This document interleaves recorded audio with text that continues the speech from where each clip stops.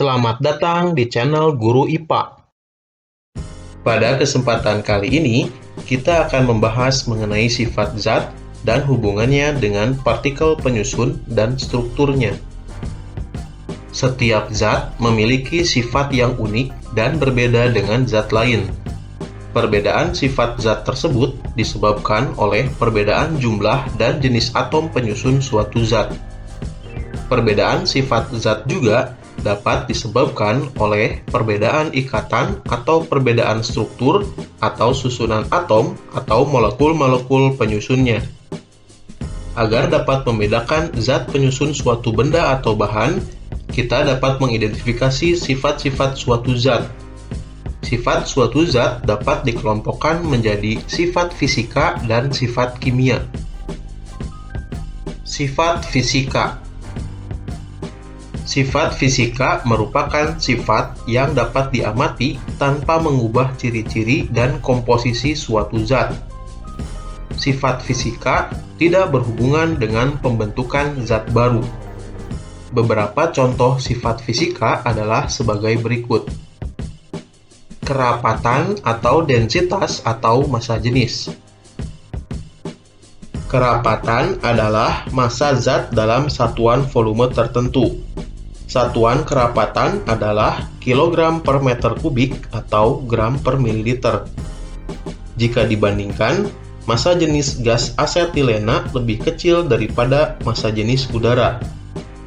Pada dasarnya, perbedaan ini disebabkan karena perbedaan massa atom partikel penyusun zat. Massa jenis gas asetilena lebih kecil dari udara, sehingga gas asetilena banyak dimanfaatkan untuk mengisi balon agar balon dapat terbang di udara.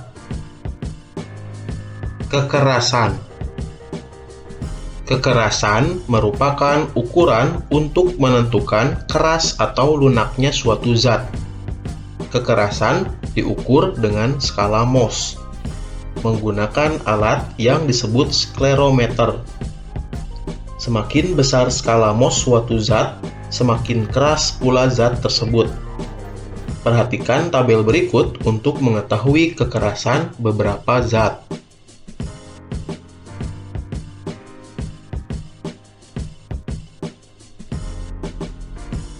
Elastisitas. Elastisitas merupakan kemampuan suatu benda untuk mempertahankan diri ketika terkena tarikan atau dorongan atau gaya, dan mampu untuk kembali ke ukuran serta bentuk awal ketika gaya tersebut dihilangkan. Setiap zat memiliki elastisitas tertentu. Zat seperti es batu, kayu, dan gelas memiliki elastisitas yang rendah. Oleh karena itu, zat tersebut akan mengalami kerusakan bentuk ketika diberikan gaya yang besar. Karet memiliki elastisitas yang lebih tinggi dibandingkan dengan elastisitas es batu, kayu, dan gelas. Pada karet, elastisitas disebabkan karena terulurnya rantai polimer ketika diberi gaya. Rantai polimer karet akan kembali pada posisi dan ukuran semula ketika gaya dihilangkan. Daya hantar. Daya hantar adalah kemampuan suatu zat untuk menghantarkan panas atau listrik. Berdasarkan sifat ini, benda dapat dibedakan menjadi konduktor, isolator, dan semikonduktor. Bahan yang dapat digunakan sebagai konduktor yaitu bahan yang terbuat dari zat yang mampu menghantarkan elektron dengan mudah, misalnya besi, tembaga, emas, dan perak. Sebaliknya, zat yang memiliki kemampuan rendah dalam menghantarkan elektron seperti plastik dan kayu digunakan sebagai bahan isolator. Bahan semikonduktor adalah bahan yang jika berada pada suhu rendah bersifat sebagai isolator dan pada suhu tinggi bersifat sebagai konduktor. Contohnya silikon dan germanium. Kemagnetan. Kemampuan suatu zat untuk dapat dipengaruhi oleh medan magnet disebut dengan sifat kemagnetan. Sifat kemagnetan dibedakan menjadi 3, yaitu ferromagnetik, paramagnetik, dan diamagnetik. Benda-benda yang dapat ditarik kuat oleh magnet digolongkan pada kelompok ferromagnetik.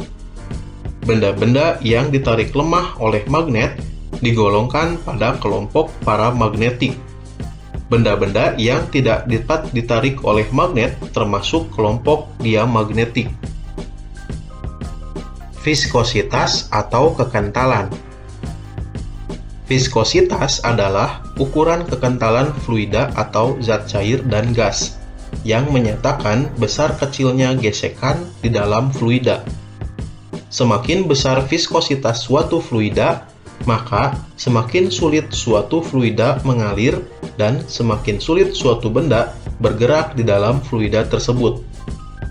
Di dalam zat cair, viskositas dihasilkan oleh gaya kohesi atau gaya tarik-menarik antara molekul-molekul zat cair. Sementara pada gas, viskositas timbul sebagai akibat tumbukan antara molekul-molekul gas. Contoh fluida yang memiliki viskositas tinggi adalah madu dan oli. Air merupakan contoh zat yang memiliki viskositas rendah. Titik didih, titik beku, dan titik leleh. Titik didih adalah suhu saat zat cair mulai berubah menjadi uap pada tekanan tertentu. Zat cair dapat berubah menjadi uap karena tekanan uap lebih besar dari tekanan luar yang menahan zat cair. Misalnya, air pada suhu 100 derajat Celcius akan berubah menjadi uap. Ini berarti air memiliki titik didih sebesar 100 derajat Celcius.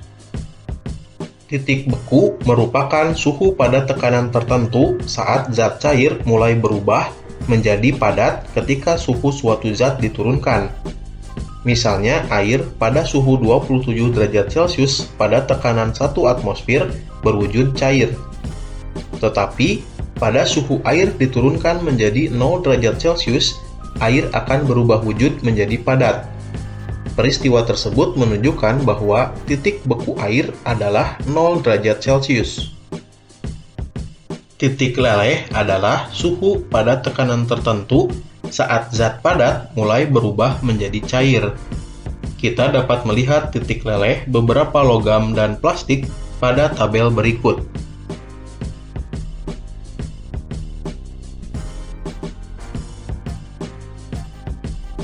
Sifat kimia.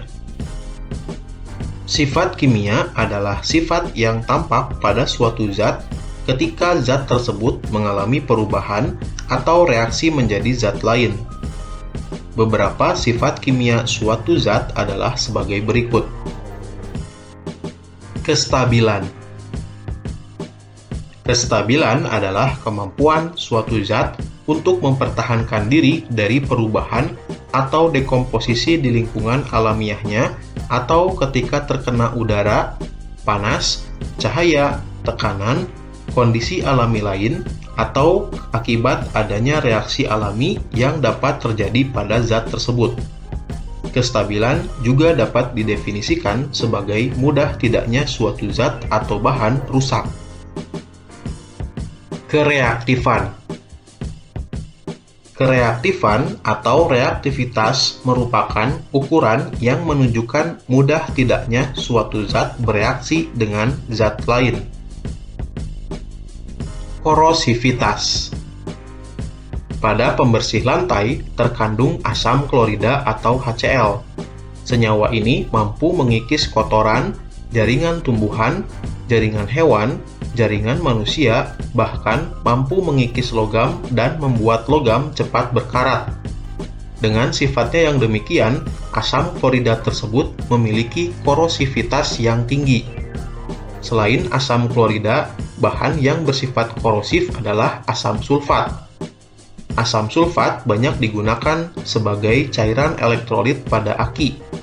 Baik asam klorida maupun asam sulfat dapat melukai kulit.